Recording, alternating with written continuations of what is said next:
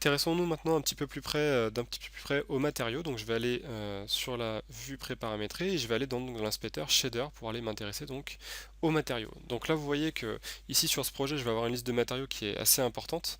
C'est effectivement logique vu qu'on a souvent beaucoup de données en fait dans les modèles 3D qu'on va importer dans Arclantis. Alors on va avoir plusieurs facilités pour travailler sur ce qu'on a en fait dans la caméra à l'instant T. Première facilité, vous allez avoir le bouton filtre ici qui va vous permettre de filtrer uniquement les matériaux présents à l'instant T quand vous travaillez. Donc ça c'est très pratique, vous voyez qu'ici par exemple j'ai les murs et le sol qui sont bien lightés par mon curseur. Je vais avoir aussi autre possibilité, la fonction par définition. Donc ça c'est très pratique, je vais pouvoir aller chercher par exemple dans mon catalogue.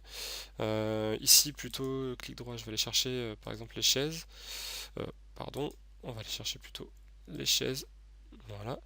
Je vais mettre une chaise par exemple ici dans ma scène. Et vous allez voir que ce qui est très pratique, c'est que quand je vais cliquer sur ma chaise, là, je vais atteindre ces matériaux.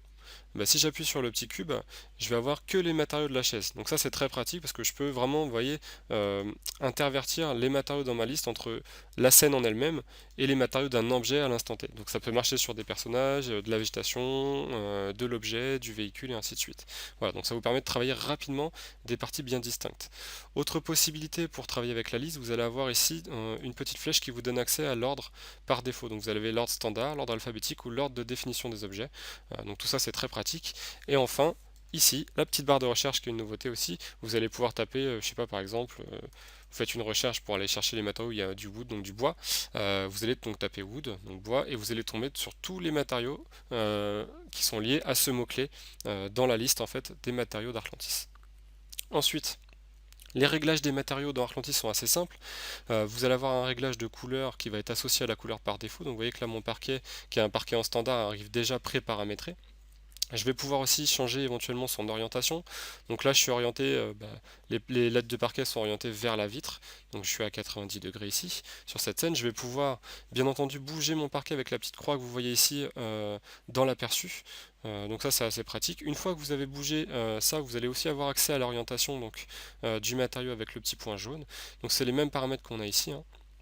Et vous allez pouvoir ici, par exemple, prendre la ligne rouge qui se trouve sur le côté. Donc vous décaler en fait, bouger uniquement sur cet axe là, et si vous appuyez sur la touche Shift, ce qui est extrêmement intéressant, c'est que vous allez pouvoir aussi vous caler sur la géométrie existante dans votre scène. Donc ça c'est très pratique parce que du coup vous allez pouvoir rapidement en fait dire je me cale automatiquement par rapport à cette latte, et hop, il a trouvé automatiquement en fait le bord de la latte ici du parquet par rapport donc au bord de la plante. Vous allez avoir accès aussi aux paramètres de réflexion, donc avoir un parquet qui va être plus ou moins réfléchissant, donc ça c'est vous qui le paramétrez. Vous allez avoir accès à la brillance qui est donc la netteté de votre reflet. Si vous êtes à 1000, vous allez avoir un reflet net. Si vous êtes au minimum, donc à 1, vous allez avoir un reflet qui va être flouté au minimum, enfin au maximum du coup. Et si vous êtes à 500, vous allez être flouté à la moitié, donc à 50% du flou maximal. En dessous, on va avoir des paramètres de relief et de normal. C'est des paramètres qui vont vous permettre de simuler du relief à partir d'une simple matière, à partir d'une simple photo. Donc ça, c'est déjà pré-paramétré dans les matériaux par défaut, donc vous n'avez pas besoin de le régler. Mais si vous voulez augmenter l'effet, vous pouvez augmenter l'effet si vous le souhaitez. On va avoir accès aussi à la transparence. Donc ça, c'est tout simplement pour rendre le matériau transparent. Donc là, forcément, vous allez voir ce qui se passe en dessous. Vous allez avoir aussi une fonction aléatoire qui est très pratique pour en fait simuler une disposition aléatoire des lattes de parquet en fonction du sol ici. Ça évite d'avoir le côté répétitif pour dire j'ai une latte de parquet qui est là, elle va se répéter par exemple tous les 2 mètres en fonction de la taille de mon matériau de base, de ma texture de base. Donc là, vous allez avoir vraiment une latte de parquet pour une texture et du coup tout va se répéter aléatoirement sur la surface. Enfin, on va avoir donc un curseur ambiant ici qui va simuler un effet de surbrillance sur le parquet, et je vais avoir aussi la projection en fonction du type de géométrie sur lequel je vais projeter ma matière. Dernière partie, la partie à droite qui va concerner en fait l'édition de ce parquet si je le souhaite. Donc vous voyez qu'on peut vraiment avoir tout un tas de réglages différents pour les matériaux. Une petite particularité quand même, si je vais dans les géométries standards, je prends par exemple un cube que je vais mettre ici. Je vais pouvoir plutôt passer en nuit. Donc on va se mettre en pleine nuit. Voilà. Un peu plus tard. Voilà.